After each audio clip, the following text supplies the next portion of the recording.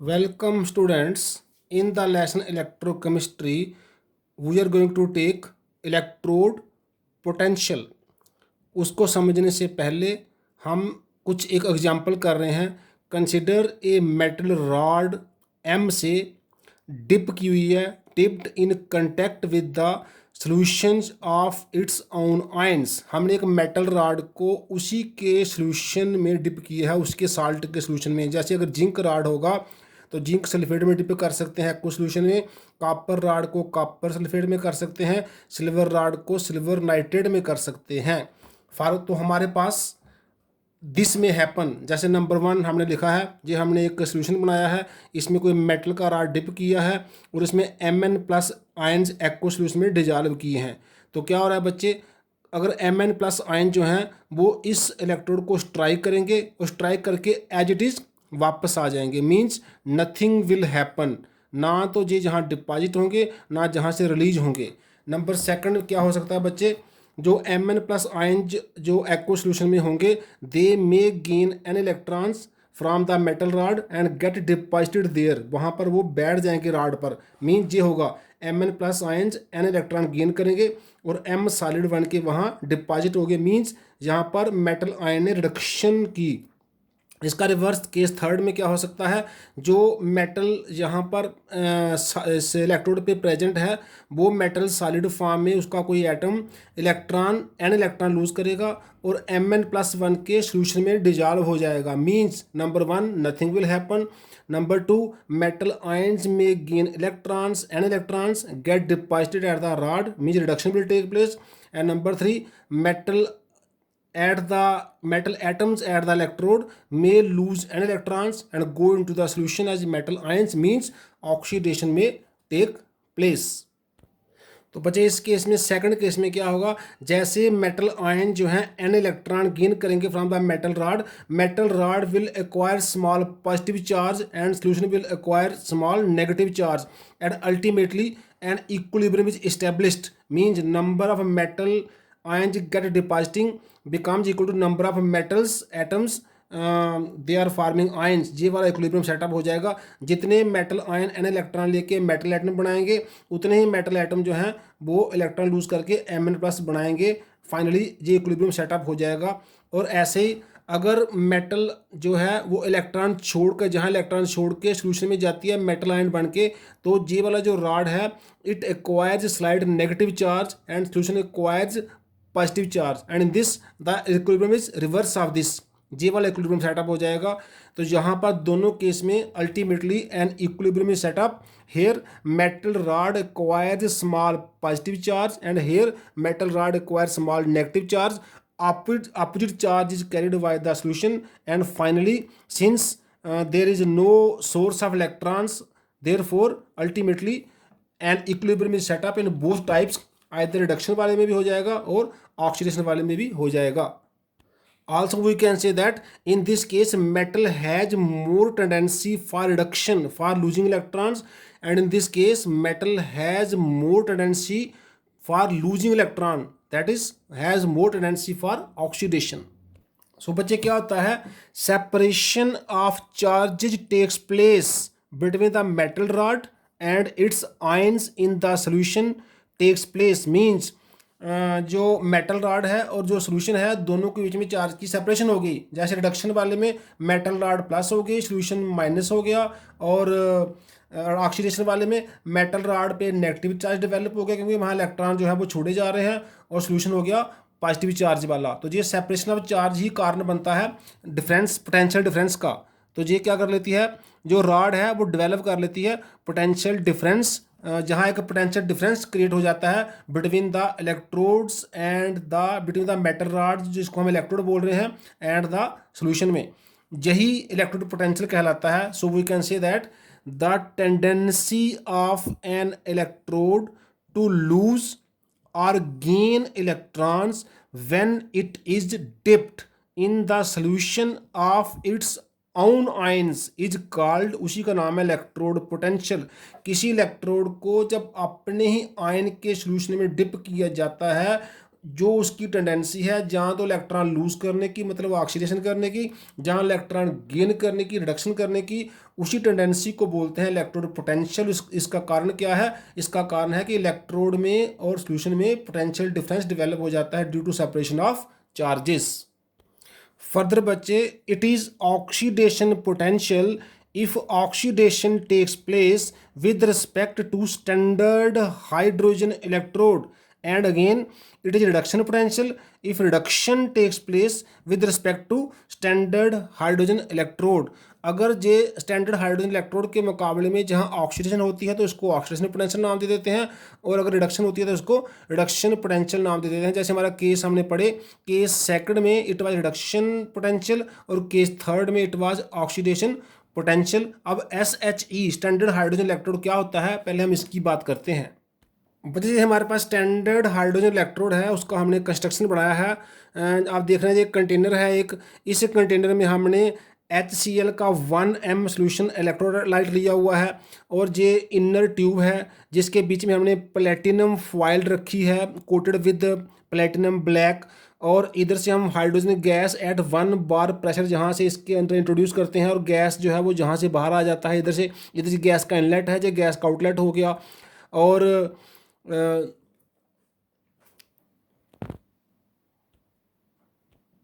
ये connecting wire है जिसको हम सेकंड हाफ सेल से ज्वाइन करते हैं। और इस स्टैंडर्ड हाइड्रोजन इलेक्ट्रोड का जो पोटेंशियल है, इसका जो E0 है, मींस स्टैंडर्ड हाइड्रोजन इलेक्ट्रोड का जो पोटेंशियल है वो बाई कन्वेंशन हम 0.00 वोल्ट ले लेते हैं। इसका पोटेंशियल बाई कन्वेंशन हमने 0 रखा हुआ है। और सेल को स्टैंडर्ड बनाने के लिए 1m HCl ही कंपलसरी है, और इसका टेम्परेचर हम रखते हैं 298 केल्विन। स्टैंडर्ड स्टेट क्या होती है? स्टैंडर्ड स्टेट होती है 298 kelvin temperature mean 25 degree Celsius temperature, और 1m concentration of the electrolyte हो और 1 बार प्रेशर ऑफ द गैस हो। उस सेल को जब हम इस तरह से ऑपरेट करेंगे वो हाफ सेल बनेगा, स्टैंडर्ड हाफ सेल, और उसका जो पोटेंशियल आएगा वो आएगा स्टैंडर्ड इलेक्ट्रोड पोटेंशियल, और वो हाइड्रोजन के लिए क्या है? 0 वोल्ट। अब हम स्टैंडर्ड हाइड्रोजन इलेक्ट्रोड का एक कंप्लीट सेल बना रहे हैं। हाफ सेल हमारा रहेगा SHE standard half hydrogen electrode, और अदर हाफ सेल के लिए हम कोई मेटल ले लेंगे, उसकी rod dipped in the solution of the metal ions, और इस सिस्टम को हम एक्सटर्नल वायर से ज्वाइन कर देंगे जो सर्किट है इलेक्ट्रोड्स का, और सोल्यूशन जो हमारे इलेक्ट्रोलाइट हैं जैसे कि गैल्वेनिक सेल में हमने पढ़ा है उसको हम ज्वाइन कर देंगे साल्ट ब्रिज के द्वारा, जिसमें हमने कोई पोटाशियम नाइट्रेट या पोटाशियम जो है सल्फेट टाइप का कोई एक्वस जो है सोल्यूशन लिया होता है सैचुरेटेड फॉर्म में, जो साल्ट जो मूवमेंट ऑफ आयंस के लिए रिस्पॉन्सिबल होता है, जैसा हमने गैल्वेनिक सेल में पढ़ा था।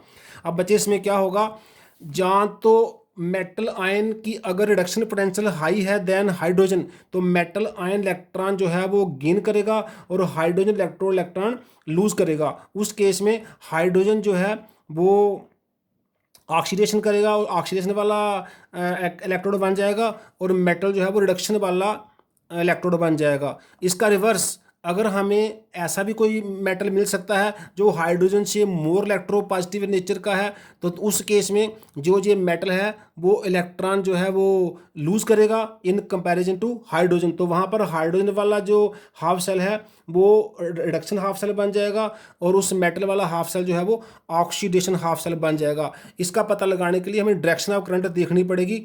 अगर डायरेक्शन ऑफ करंट जो है, अगर डायरेक्शन ऑफ इलेक्ट्रॉन इधर है और करंट का डायरेक्शन उसके अपोजिट इधर है, मींस इलेक्ट्रॉन जहाँ से जहाँ जा रहे हैं, that means hydrogen has more tendency to lose electron than the metal. और अगर इलेक्ट्रॉन की डायरेक्शन जो करंट की डायरेक्शन जो है वोल्ट मीटर हमें बताएगा डायरेक्शन कौन सी है। अगर डायरेक्शन इधर है then this hydrogen has more tendency to gain electrons than the metal. तो उससे हमें पता चल जाएगा उस मेटल का जो पोटेंशियल है वो ऑक्सीडेशन का है जहाँ के रिडक्शन का है।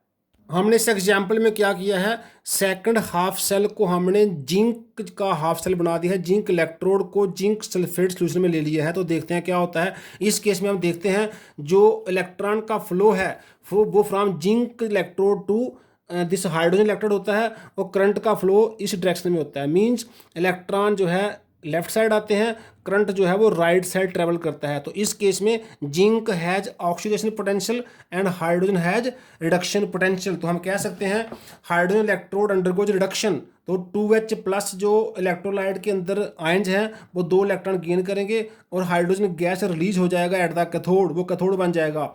और जिंक जो मेटल है, जो इलेक्ट्रोड पे जो जिंक सॉलिड फॉर्म में है, यहाँ पे जिंक सॉलिड फॉर्म में है, ये 2 इलेक्ट्रॉन लूज करेगी और जिंक 2+ आयन बन के सॉल्यूशन में चली जाएगी, ये एनोड बन जाएगा जहां हो जाएगी ऑक्सीडेशन। तो इस केस में जो जिंक का पोटेंशियल है वो हो जाएगा ऑक्सीडेशन पोटेंशियल और हाइड्रोजन का पोटेंशियल हो जाएगा रिडक्शन पोटेंशियल। लेकिन जो वोल्ट मीटर का जो इसका रीडिंग आएगा वो, क्योंकि हमारा हाइड्रोजन का पोटेंशियल जो है वो 0 है बाय कन्वेंशन, देयरफॉर जो भी इसका पोटेंशियल शो हो रहा है वो होगा जैसे जिंक का पोटेंशियल माइनस हाइड्रोजन का पोटेंशियल, तो वो टोटली कंप्लीटली क्या होगा, वो जिंक का ही पोटेंशियल होगा और उसका नाम होगा ऑक्सीडेशन पोटेंशियल ऑफ जिंक। और उसकी वैल्यू हमें वोल्ट मीटर से जब स्टैंडर्ड कंडीशन में देखने को आती है दिस 0.76, तो 0.76 is the oxidation potential of zinc.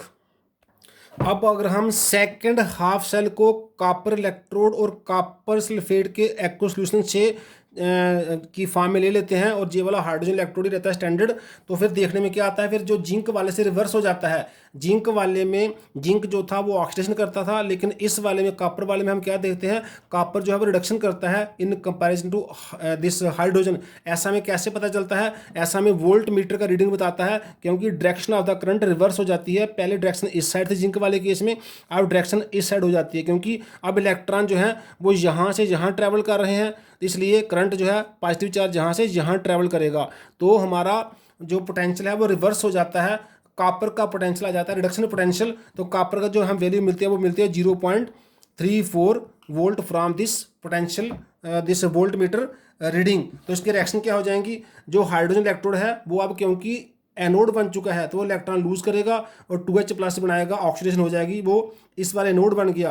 और कॉपर का जो इलेक्ट्रोड है वहाँ पे जो कॉपर आयन है वो इलेक्ट्रॉन गेन करेंगे और कॉपर एटम बन के वहाँ डिपॉजिट हो जाएंगे, तो वहाँ रिडक्शन हो गया, वो कैथोड बन गया। इसलिए हाइड्रोजन का इलेक्ट्रोड जब हम किसी के साथ ज्वाइन करते हैं तो हाइड्रोजन का पोटेंशियल तो 0 होता है, तो जो भी वोल्ट मीटर का रीडिंग आता है वो उसी का पोटेंशियल होगा जो कि दूसरी हमने मेटल रॉड ली है, क्योंकि हाइड्रोजन का पोटेंशियल 0 है। और साथ में जो direction of the volt meter का रीडिंग है वो हमें बताएगी कि पोटेंशियल ऑक्सीडेशन है या पोटेंशियल रिडक्शन है। जैसे कॉपर के केस में उसने बताया वो रिडक्शन पोटेंशियल है और जिंक के केस में उसने बताया कि वो ऑक्सीडेशन पोटेंशियल है। सो बच्चे, जिंक का जब जिंक 2+ बनता है तो उसका ऑक्सीडेशन पोटेंशियल क्या है, 0.76 वोल्ट, जो हमने देखा हाइड्रोजन इलेक्ट्रोड के साथ जिंक इलेक्ट्रोड को लगाकर। ऐसे ही कॉपर 2+ का रिडक्शन पोटेंशियल आता है, वो कितना आता है 0.34 वोल्ट। लेकिन जब आप बुक्स में देखेंगे हर मेटल का पोटेंशियल किसी का आपको प्लस में मिलेगा, किसी का माइनस में मिलेगा। जैसे अगर आप बुक्स का एक जो टेबल जहाँ चार्ट बना होता है जहाँ पर बहुत से एलिमेंट के स्टैंडर्ड इलेक्ट्रोड पोटेंशियल लिखे होते हैं, वहाँ आपको जिंक का पोटेंशियल मिलेगा -0.76। ऐसा इसलिए है क्योंकि वो वहाँ पर उन्होंने उनके रिडक्शन पोटेंशियल लिखे हैं। Always reduction potential are reported in the standard state. जैसे जिंक 2+ जब बनता है तो उसका रिडक्शन पोटेंशियल क्या होता है, जो उसका ऑक्सीडेशन पोटेंशियल आया था उसके साथ नेगेटिव साइन उसको रिवर्स कर देना है, वो उसका बन जाता है रिडक्शन पोटेंशियल।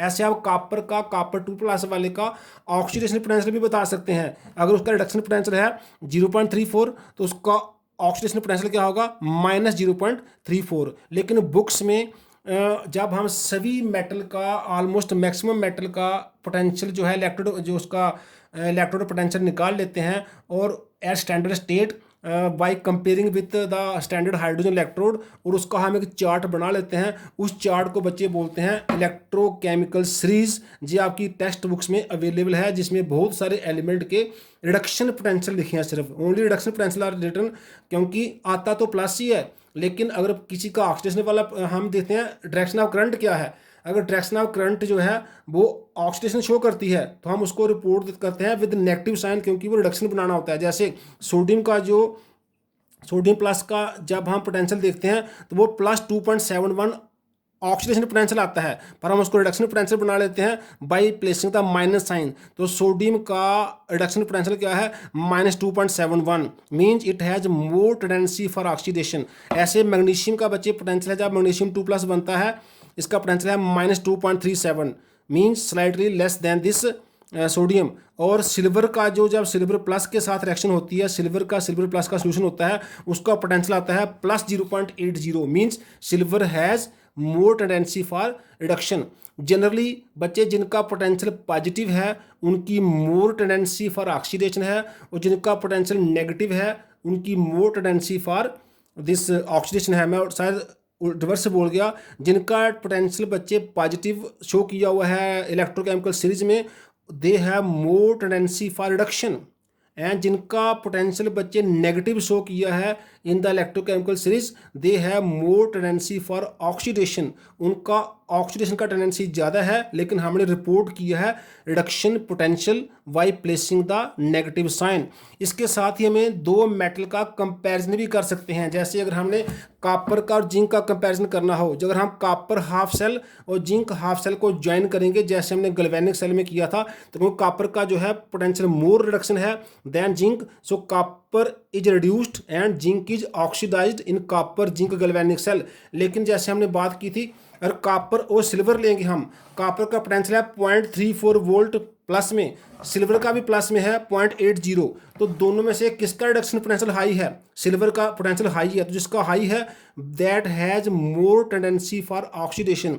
तो कॉपर का और अगर हम सिल्वर का एक गैल्वेनिक सेल बनाएंगे, मीन्स एक हाफ सेल कॉपर रखेंगे, एक हाफ सेल हम सिल्वर रखेंगे, तो सिल्वर का मोर रिडक्शन पोटेंशियल होने की वजह से वो बिहेव करेगा, this cathode means reduction cell behave करेगा, और कॉपर बिहेव करेगा एनोड। लेकिन कॉपर और जिंक के केस में कॉपर का पोटेंशियल मोर है रिडक्शन दैन जिंक, तो copper will behave as cathode and zinc will behave as anode. Means copper और सिल्वर में कॉपर ऑक्सीडेशन करेगा, सिल्वर रिडक्शन करेगा, लेकिन कॉपर और जिंक में कॉपर रिडक्शन करेगा और जिंक ऑक्सीडेशन करेगा। इस तरह से हम किसी भी दो एलिमेंट का पोटेंशियल देखकर ये बता सकते हैं इनमें से which is more reactive, which have more chances of this oxidation and which have less chances of oxidation, या which have more chances of reduction। Means reduction किसने करनी है और ऑक्सीडेशन किसने करनी है, जी हम बता सकते हैं। तो फिर से हम रिपीट कर रहे हैं, जिसका रिडक्शन पोटेंशियल हाई होगा दो में